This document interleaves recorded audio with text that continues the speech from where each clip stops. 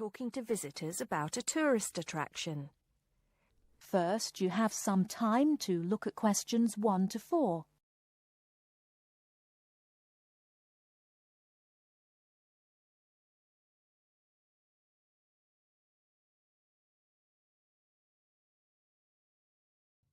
Now listen carefully. Good morning, everybody. Welcome to the Roman Baths. My name's Amanda, and I'm your guide for today.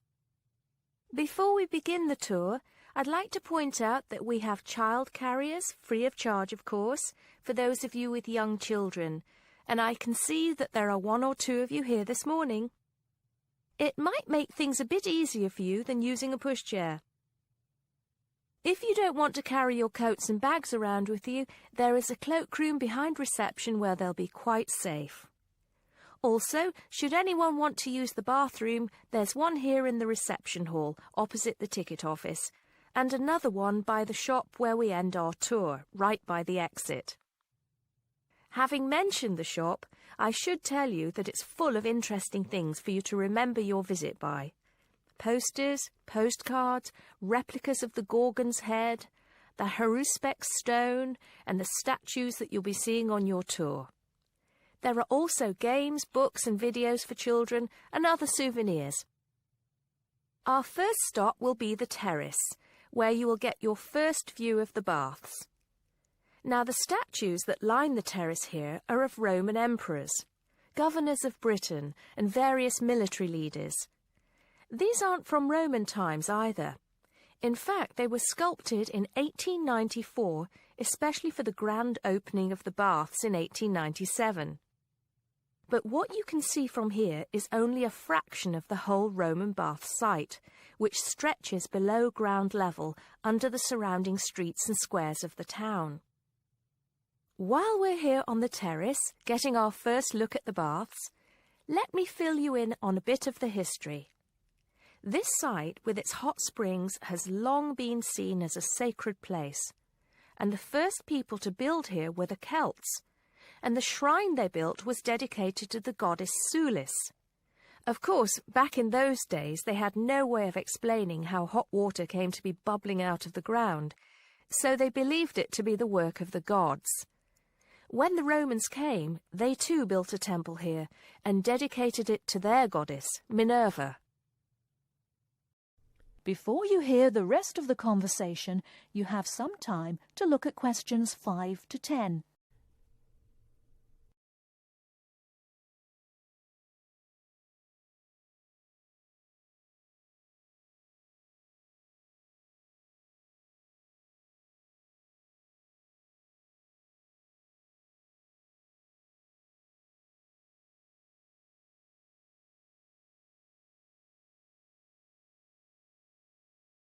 Now listen and answer questions 5 to 10. The bath you can see from here is called the Great Bath. Not very imaginative, I know, but it is the biggest. Impressive, isn't it? At one time it was housed in a huge vaulted hall 40 metres high, which for many people of the period must have been the largest building they'd ever seen in their lives. The bath itself is 1.6 metres deep, ideal for bathing, and has steps leading down to the water on all sides.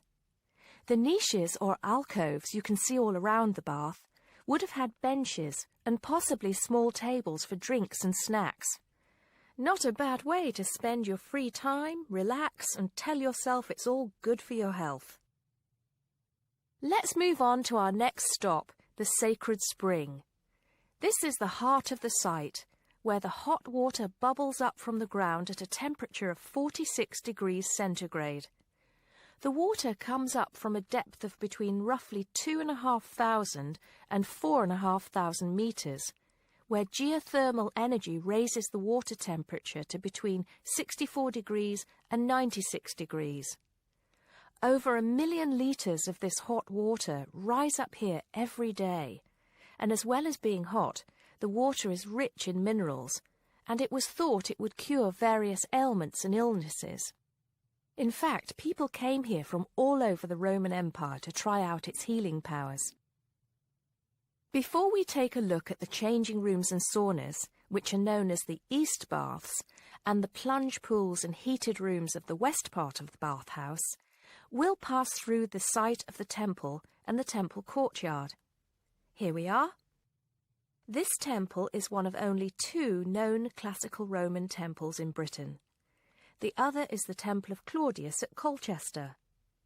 This temple is said to date from the late 1st century AD, being built between 60 and 70 AD. But the original temple has been knocked about and added to over the centuries, and what you can see here are just bits of the original temple. OK, shall we move on? That is the end of part 1. You now have half a minute to check your answers.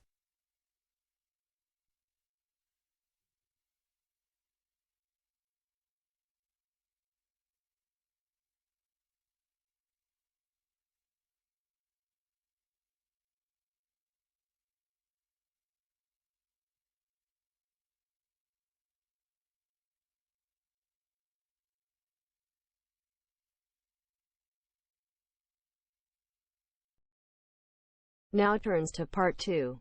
Part 2. You are going to hear a radio interview about giving up smoking. First, look at questions 11 to 13.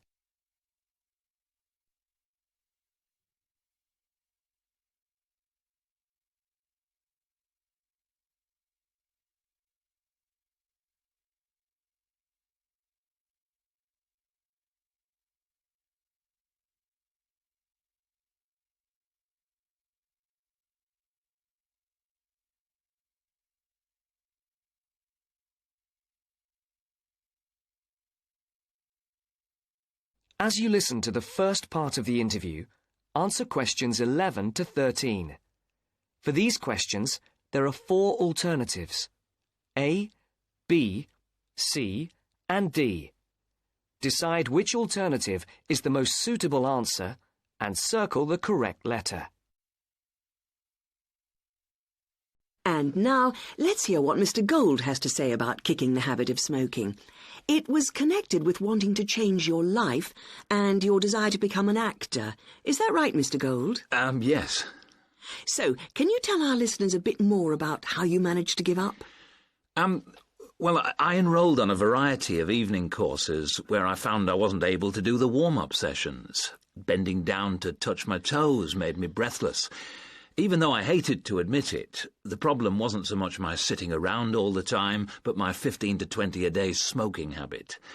If I'd been able to limit myself to 3 or 4 cigarettes a day, there'd have been no problem, but I was seriously addicted. And I'm talking about waking up at 3 a.m. dying for a cigarette, or, in the days before 24-hour shopping, driving across London at night to buy a packet of cigarettes when I ran out. But above all, my addiction meant making sure I never ran out, at the expense of everything else, including necessities. So, what did you do? The thought of all my past attempts to give up just wouldn't go away. This was something that had constantly been on my mind, especially first thing in the morning with the chest pains, coughing fits and headaches, not to mention the frequent colds and throat infections. But I couldn't imagine life without smoking. I also enjoyed my life, but the thing I longed for most was to escape the trap of a job I was bored with. I knew what I wanted, and I understood something else too. This time, I was going to keep my little plan a secret. Now look at questions 14 to 20.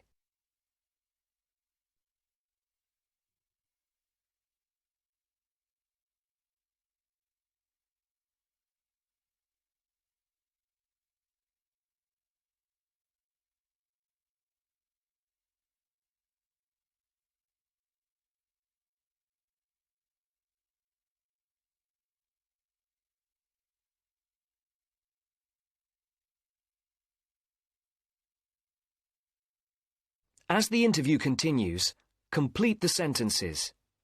Write no more than 3 words for each answer.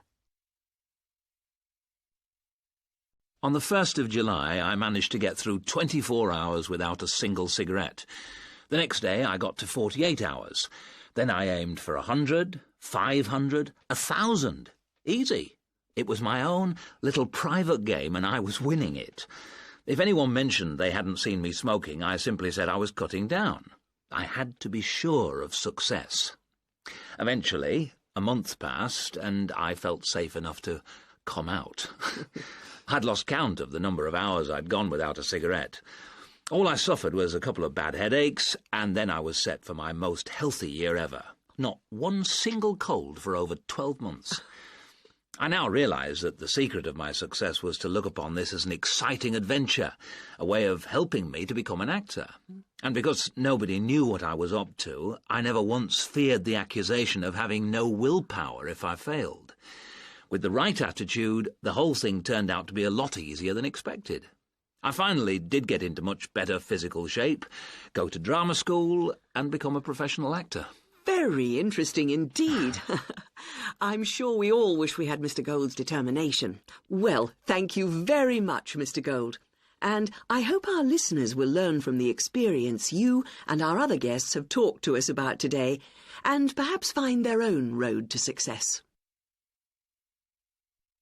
That is the end of part 2. You now have half a minute to check your answers.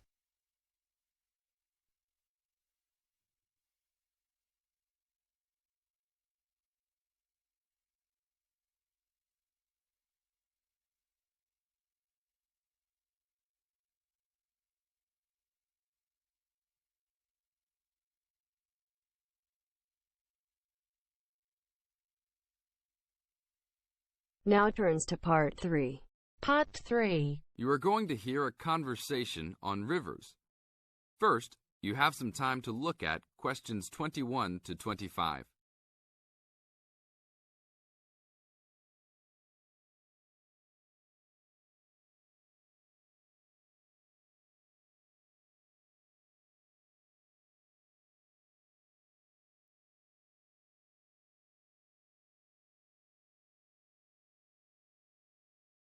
Now listen to the tape and answer the questions. Please tell me about the current state of the Amazon. We have increased deforestation, increased human population relating to deforestation, and a role of fire in the Amazon on a scale that's never been seen in history. At the same time, you can see progress in trying to counter that negative trend. How do you see this? We see this in the creation of national parks and indigenous areas, and efforts to fund sustainable development activities for locals. We see both good and the bad, and it's going to be a race to finish. I understand that you started the Minimum Critical Size of Ecosystems project. Could you tell me about it? A number of years ago, it became apparent that those practicing conservationists didn't have the scientific information available to properly design a conservation area. They didn't know how big it had to be, right? People were learning that as forests fragment, the fragments begin to shed species after they become isolated, so they end up becoming poor examples of what they had been. This relates to the size of the fragment. Do people still study this? Yes, there is a rich subfield of conservation biology that looks at the efforts of fragmentation. One of the consequences is a general policy response to set up protected areas that are fairly large, something on the order of 1,000 square kilometres.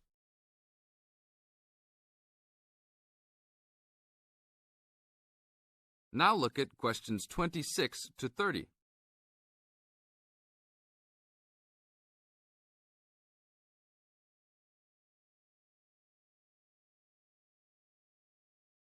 As the talk continues, answer questions 26 to 30. Can you talk a little bit more about the forest fragmentation? As habitats are destroyed, they are accompanied by habitat fragmentation. So when 50% of a forest is lost, the remaining 50% being is not one large block, but smaller pieces, which makes the conservation problem even worse than saying that 50% has been lost. And this affects not just forest, but species diversity, correct? In terms of species loss, we can't give you precise numbers about how many species are lost because of these fragmented landscapes, but we're beginning to get close to where we can make that estimation. And so one of the policy responses to all of this, beyond just trying to create large protected areas, is to try and reconnect the fragments. You've been active in many projects studying the Amazon region over the years. Can you tell us about that process of understanding the Amazon? When people first started looking at conservation priorities, there was not much information about the geography of plant and animal species. One of the first clues was an analysis done in 1969. This looked at bird species and found geographic clusters of species which occurred nowhere else. And those are priority areas for conservation. Was this when people began prioritizing refuges? Yes, it was the first time that someone looked basin-wide at priorities, giving priority to so-called refugean areas. Was this when the new trend to use geographic information systems, or a GIS, started? That was in 1990 after we worked out a whole set of biological and conservational priorities and produced a big map using GIS. What are some of the things that GIS does? Well, there are several advantages of using a geographic information system. First, you can continually update the system so that it's now a constantly changing picture. You can actually watch changes. Then you can include large amounts of data, including information about the vectors of development. Roads, railroads, pipelines, hydroelectric projects, etc. And finally, because it is accessible on the internet, it makes this information available to anyone who's interested. That is the end of part 3. You now have half a minute to check your answers.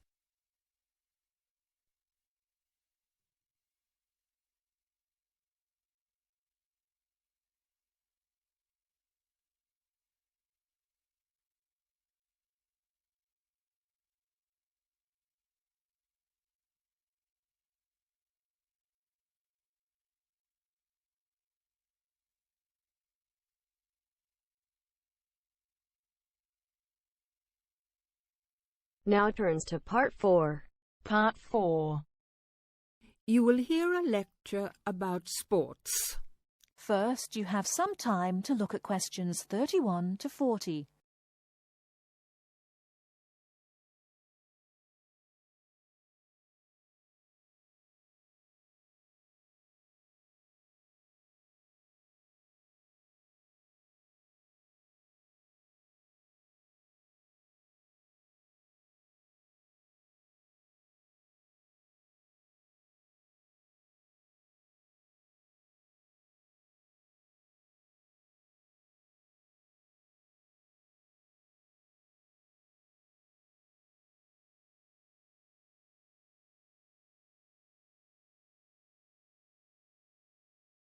Now listen carefully and answer questions 31 to 40. Not all people like to work, but everyone likes to play. As sports help people live happily, they help to keep people healthy and feeling good. When people are playing games, they move a lot. This is good for their health. Having fun with their friends makes them happy. So all over the world, men and women, boys and girls, enjoy sports. Since long ago, adults and children have called their friends together to spend hours, even days, playing games. Sports usually take a variety of forms. Organised competitions, which draw huge crowds to cheer their favourite team to victory. Athletic games, played for recreation, anywhere sufficient space is found, and hunting and fishing. Most sports are seasonal, so that what is happening in sports depends on the time of the year. As sports change with the season, people often do not play the same games in winter as in summer. If you want to know what others' favourite sports are, first of all, you should find where they live. Generally speaking, people in hot areas are fond of swimming, while people in cold places love skiing or skating. In this case, surfing is believed to be an important sport in Hawaii. The Pacific Ocean sends huge waves up on the beaches, waves that are just right for surfing. Some sports, including wrestling, boxing, horse racing, etc., are called spectator sports, as the number of spectators greatly exceeds the number of players in the game. Other sports are called participant sports, drawing a crowd of onlookers only on special occasions, such as tournaments. Some sports are commercial and professional, with players who are paid for their participation and with audiences who pay admission to watch.